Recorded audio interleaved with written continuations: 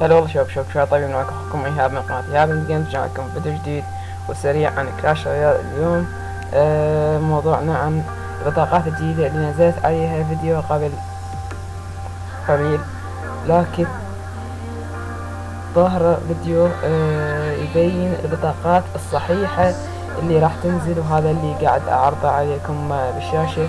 البطاقات الجديدة الليجندرية 2 والبطاقات العادية. وهاي البطاقات مثل ما تشوفوها هي 2 ليجندري، وبطاقة الهيلث بيل، وبطاقة البات. البات هذني شلون المنيون الصغار، منيون سعرها 2 الكسر. وايضا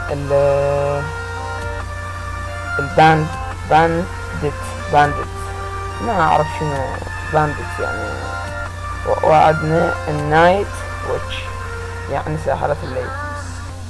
وهذه هي البطاقات مثل ما شفتوها، وهاي البطاقات مضمونة 100% هي اللي راح تنزل بالتحديث. فحبيت اشارككم بهذا الخبر قبل بقية اليوتيوبرز، ونكون هنا وصلنا لنهاية الفيديو. إلى اللقاء.